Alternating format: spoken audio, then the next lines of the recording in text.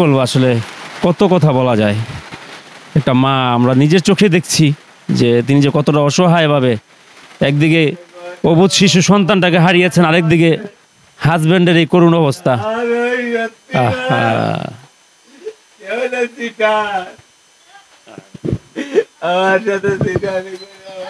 যাক দর্শক শ্রোতা, অনেকে বলছে আসলে তিনি নাকি অনেক আরামে আছেন, আসলে আরামে নাই, অনেক কষ্টে আছেন।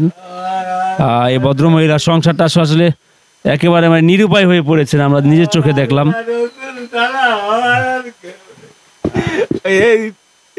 এই জীবনটা আমার ধ্বংস করে দিতে চালাইতি। আরে মিষ্টি মিষ্টি কথা কয়ে আমার ভিতরে ভালোবাসার লোভ নাই।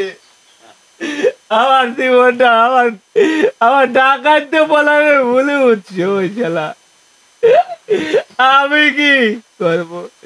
আমি তো বিড়ির মধ্যে ভর্তি পারলি আমার জীবনটা ধ্বংস হয়ে আমার আমার জীবনটা কি বলবেন আপনি? এই যে কি বলবেন আপনি? আর কি কব ভাই, ওর এমনি কান্নাই করে, কান্না করে করে একটু ধীর আয় আবার, কিন্তু খাওয়াতে পারিনি তাই। ঘরের ভিতরে ভাঙে চোরে সবকিছু। মরার ভয় আছে নাকি, ওই যে তার মা সব সিরিয়াল দেয়।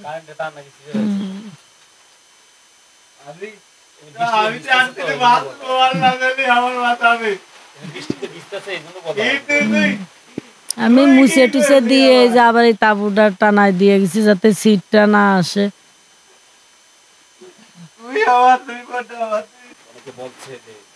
হ্যাঁ ওইটা ধরেন আমু, অথচ আমার ফোন টাচ ফোন নেই, আমি ফেসবুক না দিলেও অনেকে আমার কাছে বলা বলি করতেছে যে আমার ঘর করে দিছে, বাড়ি করে দিছে, কি ফ্ল্যাট বাড়ি করে দিছে, অনেক টাকা পয়সা দিছে। মূলত ভাই আমি টাকা পয়সাও পাই নাই, ঘর বাড়িও পাইনি। তার ভিতর কি হয়েছে, বিএমপির পক্ষ থেকে আমি 1 লাখ টাকা পাইছি। আর জামাতের হুজুর আমার একটা ছোটখাটো একটা গোয়াল করে দিয়েছে আর একটা গাভী কিনে দিয়েছে, এই আমি পাইছি। কিন্তু মানুষ যে কথাগুলো বলা বলি করতে, কথাগুলো ঠিক না। আমাদের মানুষ বিক্রি করে খাইছে, আমাদের মানুষ বিক্রি করে খাইছে। আমি যে অসহায়, আমি অসহায় আছি, আমার টাকা পয়সা আমার কিছুই আর দরকার নেই। তা আমার একটাই আবদার যে উপর আল্লাহ যদি আমার উপরে সহায়তাই করে, তা ঠিক আমার একভাবে না একভাবে সে সঠিক পথ আমার দেখাই দেবে। ঠিক আছে, সঠিক পথ আমি চলতে পারবো। আমার যদি ই থাকে তাহলে আমি ঠিকভাবে চলতে পারবো আমার বাচ্চা কাচ্চা নিয়ে। আর ধরেন একটা বিষয় কি, যে আমি কিছুই চাই না, আমি শুধু ওর ফাঁসিটাই চাই।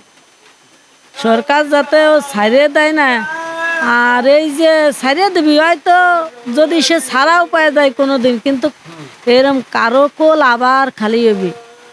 যেমন এই যে 3টে ছাড়া পাইছে, আমার কিন্তু অতিরিক্ত ভয় করে ভাই, ভয় লাগে আমার, বেশি ভয় লাগে আমার হামিদারে নিয়ে।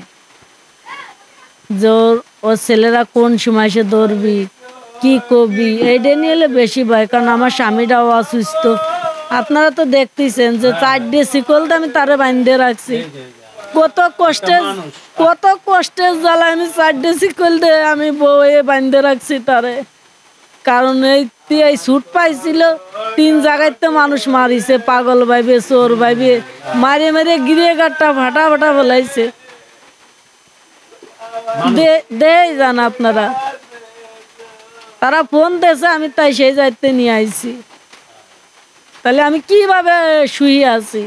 এই আসিয়া মরার পরে তো আমার পরিবারটাই শেষ হয়ে গেছে।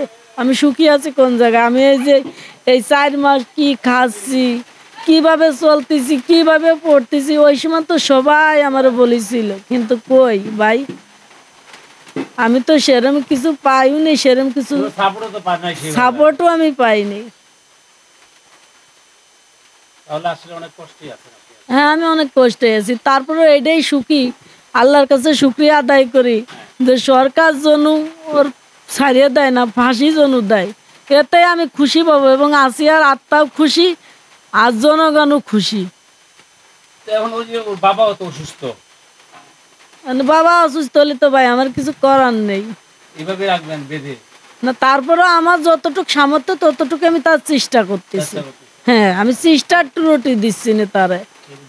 জানি আমরা। আমি পথে পথে বেড়ালু, আমি এমন যে জায়গায় আমার যে জায়গায় নীতি করছে আমি সেই জায়গায় নিচ্ছি। কিন্তু যে একটা বিষয় যে আমি যে মহিলা মানুষ, এইভাবে আমার নীতি আনতে খুব কষ্ট হয়। স্বাভাবিক। স্বাভাবিক। একটা ছেলে নাই, কেউ নাই। আমার পাশে একটা বড় ছেলে নেই, কিংবা আমার একটা শক্ত একটা দেবর নেই, শ্বশুর ধরেন থাকতেও নেই। পাশে বিয়ে করলে গেলাম সে শ্বশুর শ্বশুর হয় না, না।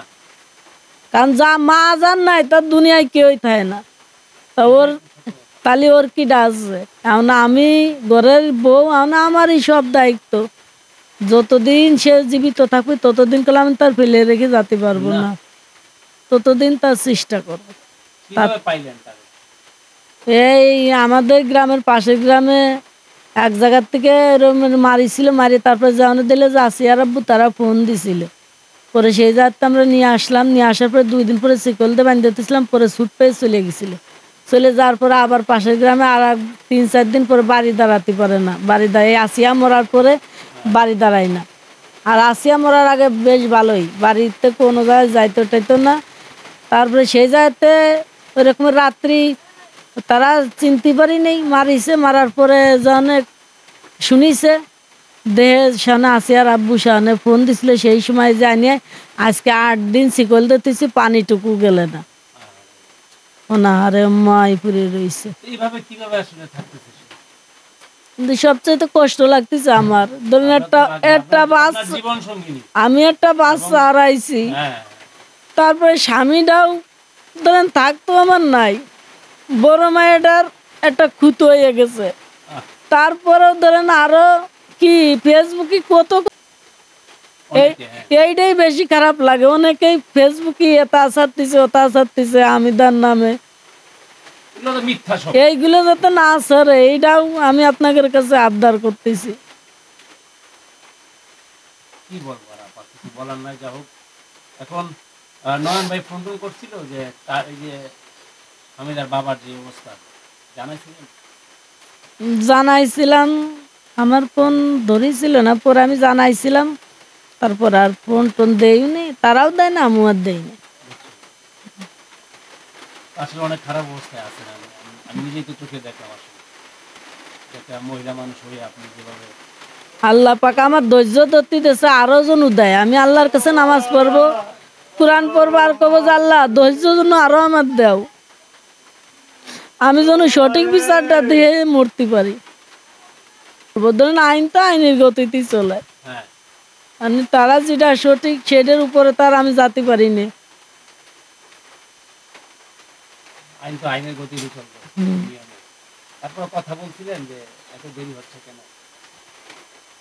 না আমি ওই দিনকে পিপি স্যারের সাথে কথা বলছিলাম, তা সে আমারে বললো যে এই জুলাই মাসে রায় হবে। হাইকোর্ট থেকে? জি। তারপরে হয়তো একটা চূড়ান্ত সিদ্ধান্ত হবে। জি। তার মানে এখন এই পর্যন্তই আছে। হুম। ওরা 3 জন যে বের হইলো, এরপরে কি আপনার সাথে যোগাযোগ করছে ওরা? না। যোগাযোগ করেনি? না। যোগাযোগ করার সুযোগ হতো না তাদের? না। আপনি তার প্রশ্রয় দিবেন না তাকে?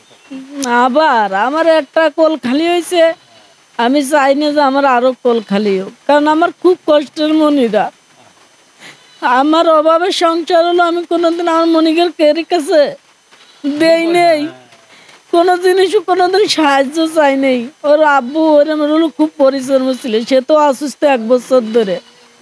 আর মনিকের কেয়ারি কোনোদিন আমি কারো কাছেও দেয়নি, কারোর জিনিসও আমি ব্যবহার করাইনি। কিন্তু 1 বছর ধরে আমার যে অসুস্থ বিবিলা, আজকে আমি বড় মেয়েটা ছোট থাকতে বিয়ে দিছি, দিয়ে আজকে আমার পরিণত এই হয়েছে।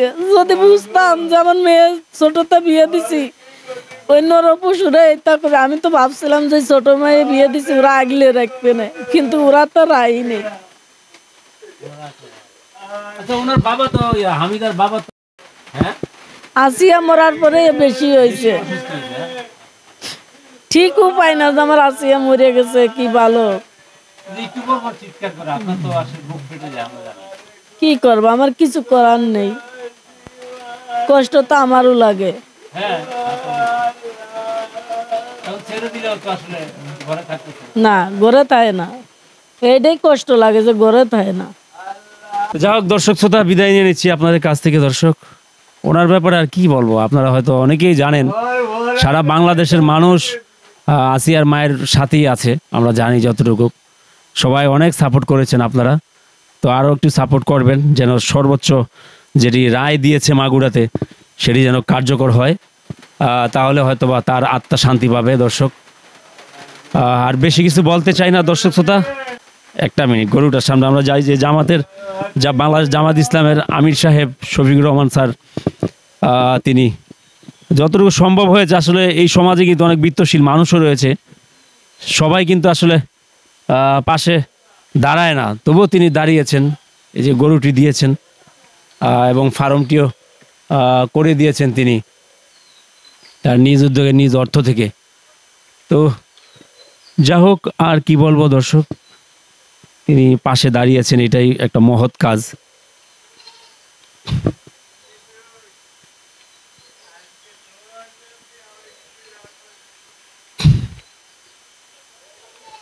একটু গরুটা আপনাদেরকে দেখাই আমরা দর্শক।